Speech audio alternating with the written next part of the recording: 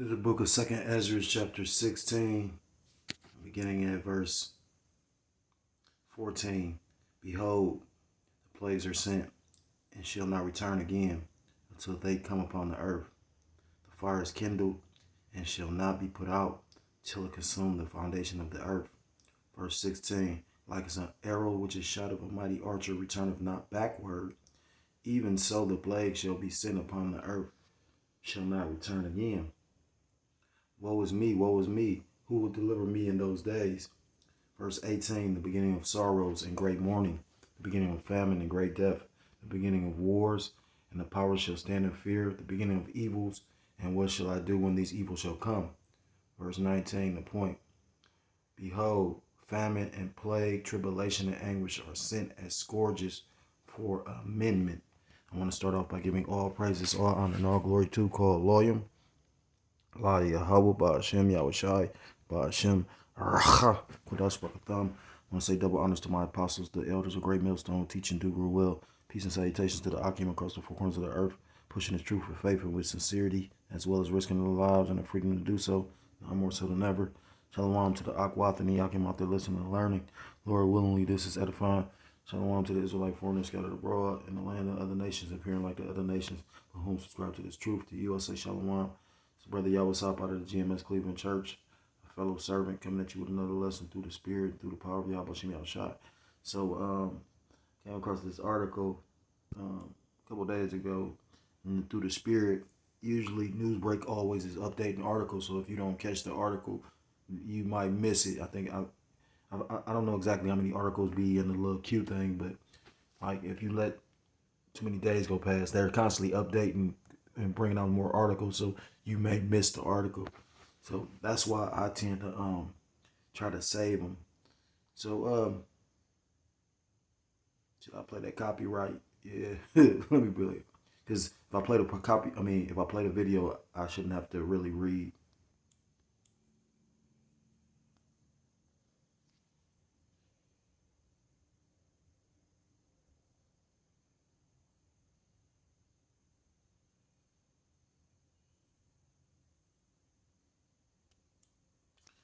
As a spirit, because I never really read that. I know it allows you, the Copyright Act allows you to be able to use another person's work. Basically, even as long as you ain't making a profit off of it. But it said for criticism. So, but yet still, this platform, which, you know, you can't even really get mad because we are using their platform, but still though, and to show you how it's all spiritual, because if I had my way, if I had the power like YouTube, you wouldn't even be able to post on my platform. I heard the elder the elder Manatazak from South Carolina make the same statement. You know what I mean? If I'm controlling power and I know, you know what I mean, I'm on top and I'm not never letting you try to get up on there with me. That's why it don't, I mean, it's not, you know, of course Esau gonna try and hold on to his kingdom as much as possible. You know what I mean? That's why they keep on coming with these stimulus bills. But the thing is, it's funny because the whole reason why inflation kicked in is because they passed all the stimulus. Your idea or your tactic to deal with the stimulus, Salakia, to deal with the inflation is to pass more stimulus to basically compound inflation. And that's how you know this shit about to basically break, because of the fact, you know, inflation is rapid. You know what I mean? Even if they try and raise interest rate, it's going to fuck up everything. You know what I mean? So they really just about to let this bitch die. You know what I mean? And a lot of people about to die with it. But not to digress, Salakia. So I played that to play this video. Bear with me. Realtor.com is guaranteed the funnest way to search for a home. Is expected to lose 10% of its water years. That alarming estimate is prompting the state to take action as it battles a long-running drought, hotter temperatures, and impacts from climate change. Governor Gavin Newsom has just announced a new multi-billion-dollar plan to preserve the state's water supply. CNN's Mike Valerio is in LA for us right now, actually in the Los Angeles River, or what most people know as the river. It's very dry. So what kind of steps is the governor suggesting?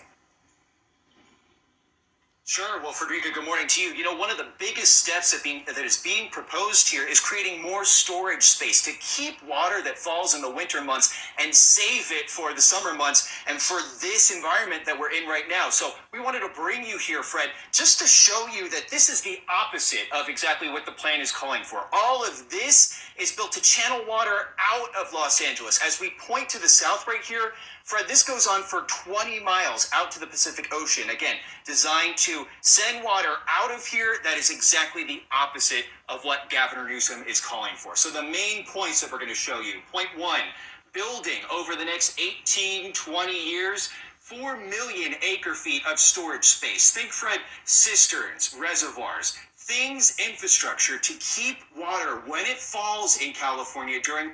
That was spiritual too. You hear him say the cisterns. That's, bear with me for a second though. And I just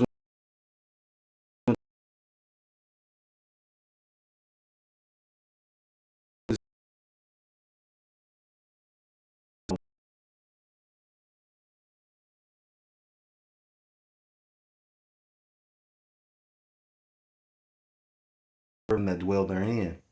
He turneth the wilderness into a standing water and dry ground into water springs. So he took a wet place and made it dry, and he took a dry place and made it wet. You're seeing that they talking about basically they running out of water. Now California is a very warm place.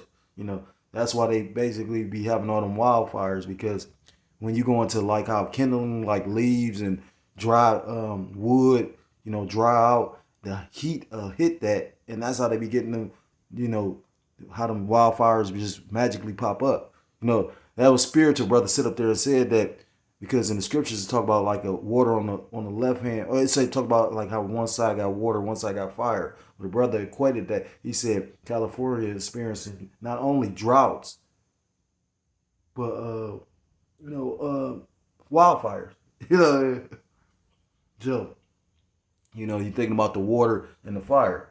And to talk about that in the book of Second Ezra, you know what I mean? Because we're going through that straight gate, which is mentioned of in Matthew chapter 7. So I just wanted to solidify the fact that, you know, this is of the Lord. You know, a wicked carnal person wouldn't be able to see it, but a spiritual man should be able to.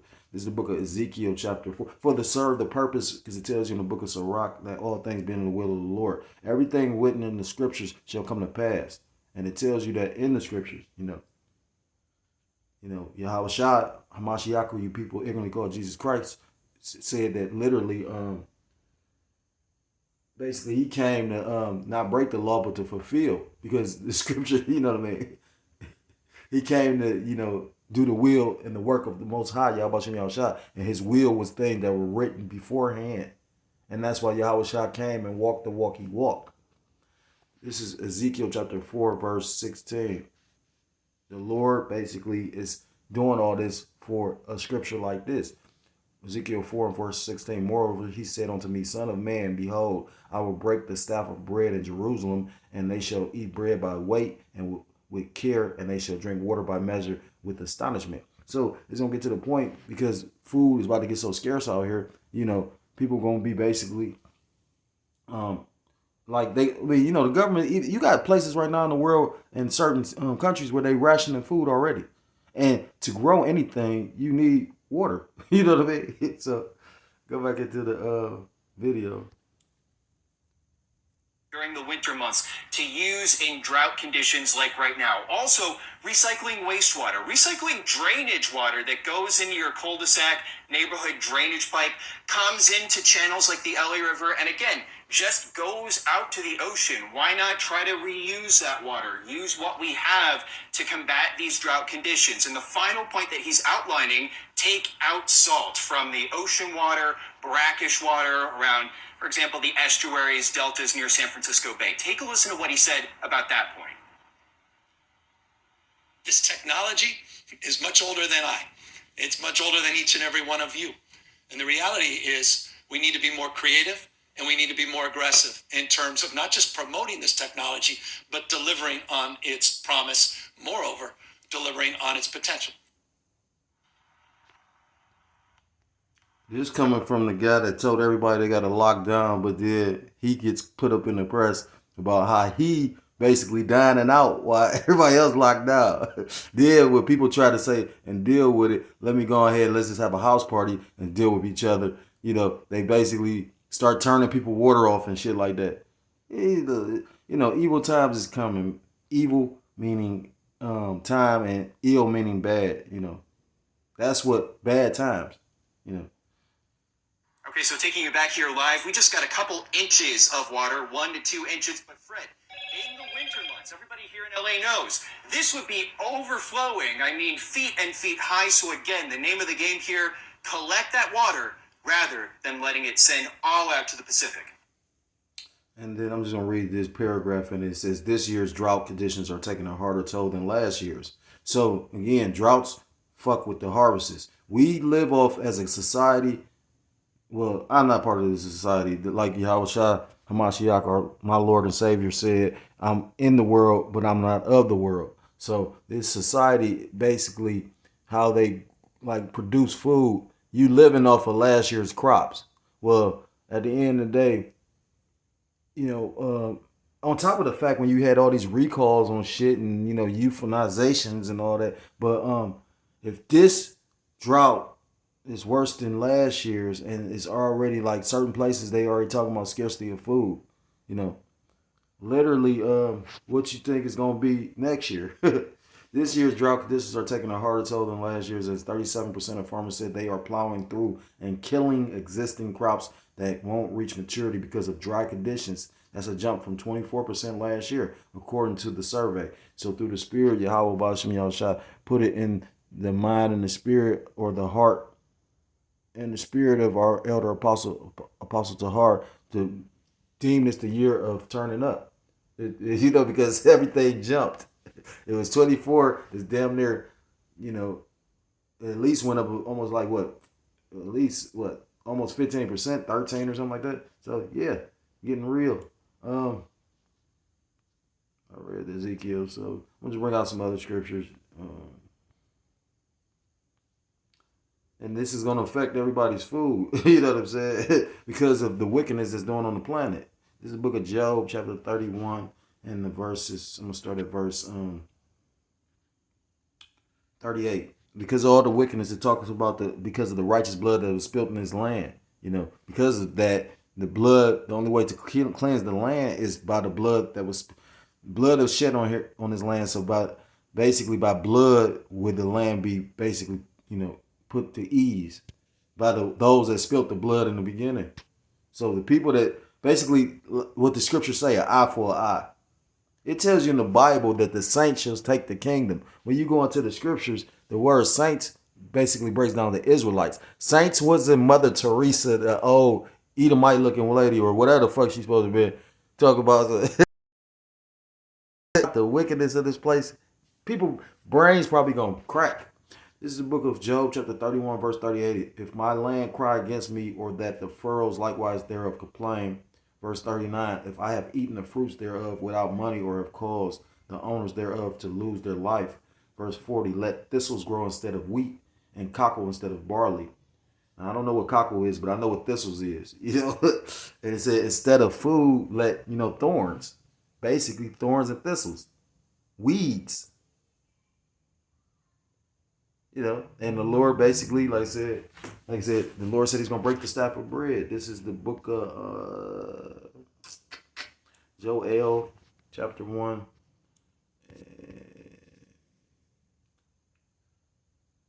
I'm starting verse 15. Alas for the day, for the day of the Lord Yahweh Ba'ashem Yahushua is at hand, and as a destruction from the Almighty shall it come. Verse 16, is not the meat cut off before our eyes, yea, joy and gladness from the house of our power? And, victuals, food, and you're seeing that because of the fact, what word was that? With this inflation, it's affecting, it was an article, they said a lot of Americans switched over from eating beef as far as steak to eating chicken, because beef, of course, is, especially what kind of meat you eating, is a more expensive cut of. That's why a lot of people eat pork. Fuck the health conditions of it. That's how Jake look at it. They look at it like, oh, it's cheap, and then it, it's a very salty meat, so it's already pre like I ain't gonna say pre-seasoned because you could over season pork just like you could over season fish. You really ain't supposed to put a whole bunch of seasonings on chicken and I mean not chicken but fish and like pork because pork already salty and then chicken. I mean I keep saying chicken. Fish is a thinner meat. I don't know why I keep saying chicken. Anyhow, it says verse 17, the seed is rotten under their clods. The garners are laid desolate. The barns are broken down, for the corn is withered. You know, and that's all going in analogies about food. And like I said again, they talk about the supply chain being weakened and fucking, and they talk about basically the what we're seeing at the grocery stores. Although some people don't see it, like the prices were a lot higher. They trying to keep them in check to a degree, but they saying basically you got to understand things go by quarters in Esau's financial system. So that's why a lot of companies right now are laying off. You know, I think they said Walmart basically just cut their projection of how much they thought they was gonna make because of the fact people ain't spending money they was. It's another, and then how Esau Edom's gonna try and cover this shit up because he know the people gonna flip the fuck out. He gonna try and lock everybody down.